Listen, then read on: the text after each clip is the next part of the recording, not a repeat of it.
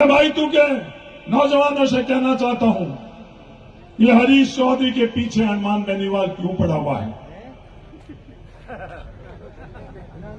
नागौर के अंदर जहां खुद रहते हैं, खुद का गांव है, वहां राष्ट्रीय लोकतांत्रिक पार्टी का प्रचार करने नहीं गई क्योंकि वहां उम्मीदवार ही नहीं उतारा। अशोक गहलोत जी के विधानसभा क्षेत्र के अंदर नहीं गई, प्रचार करने भी नहीं गई क्योंकि वहां उम्मीदवार ही नहीं उतारा। वसुंधरा राजे सिंधिया जी के विधानसभा में नहीं गई क्योंकि वहां उम्मीदवार ही नहीं उतारा।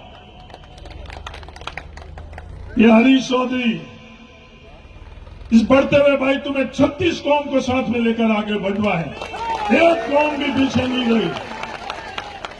उन लोगों की राजनीति और भाईतू की परंपरा बिल्कुल अलग है।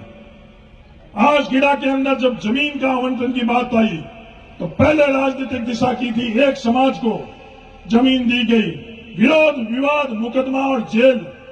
और ये टीकूराम जी लेगा कितनी बसें लेकर और जयपुर गई वो अच्छी तरह से पता। इन 5 सालों के अंदर 36 कौम जिसने जमीन के लिए आवंटन किया, हर कौम की हिस्सेदारी और भागीदारी। हनुमान बेनीवाल जी, ये सवाल मैं इसलिए कर रहा हूं क्योंकि जब बालोतरा के अंदर रेलवे ट्रैक के ऊपर आप बैठे थे, मुकदमा आप पर लग रहा था तो अशोक गहलोत जी के पैर पकड़कर आपने अपने पर मुकदमा नहीं लगने दिया। तो मैं नहीं कह रहा हूं, दुनिया अच्छी तरह से जानती है कि कुछ महीने पहले आप बालोतरा के ट्रैक पर, रेलवे ट्रैक के ऊपर बैठे थे। दुनिया अच्छी तरह से जानती है रेलवे ट्रैक के ऊपर बैठने के लिए क्या मुकदमे लगते हैं। हरीश चौधरी के नाम से नागौर से नौजवान को लाकर और या नामांकन फंड भरा गया, उम्मीदवार बनाया गया। हमसे पूछते तो हरीश चौधरी एक नहीं है, ये भाई तुम्हें कई सैकड़ों हरीश चौधरी है। किसी को भी कहते हैं, प्यार से कहते हैं, मोहब्बत से कहते हैं तो हम खुद ही बढ़वा देते। पर ये भाईतू की जनता है, सब जानती है। इस तरह का जो आप लोग राजनीतिक दिशा के अंदर आप आगे बढ़ाना चाहते हो, ये बढ़ता हुआ भाईतू नहीं है। बढ़ता हुआ भाईतू बिल्कुल ही अलग बढ़ता हुआ भाईतू है। आज हम लोगों के बीच में किस माध्यम से ये लोग राजनीति करना चाह रहे हैं? खुद एक गलत अखबार की खबर बनानी और हमारे परिवार के बच्चों के माध्यम से वो खबर हमारे परिवार के अंदर गलत फैलाने की। हरीश चौधरी बैठ गया है राष्ट्रीय लोकतांत्रिक पार्टी के समर्थन के अंदर। क्या झूठ के आधार के ऊपर भाईतू के अंदर कोई स्थान है या नहीं, आप 25 तारीख को फैसला कर लेंगे।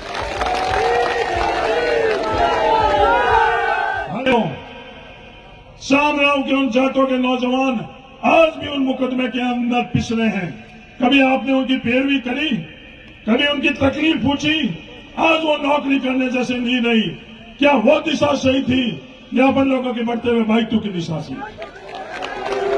हनुमान बेनीवाल जी, ये सवाल मैं इसलिए कर रहा हूं क्योंकि जब बालोतरा के अंदर रेलवे ट्रैक के ऊपर आप बैठे थे, मुकदमा आप पर लग रहा था तो अशोक गहलोत जी के पैर पकड़कर आपने अपने पर मुकदमा नहीं लगने दिया। तो मैं नहीं कह रहा हूं, दुनिया अच्छी तरह से जानती है कि कुछ महीने पहले आप बालोतरा के ट्रैक पर, रेलवे ट्रैक के ऊपर बैठे थे। दुनिया अच्छी तरह से जानती है रेलवे ट्रैक के ऊपर बैठने के लिए क्या मुकदमे लगते हैं।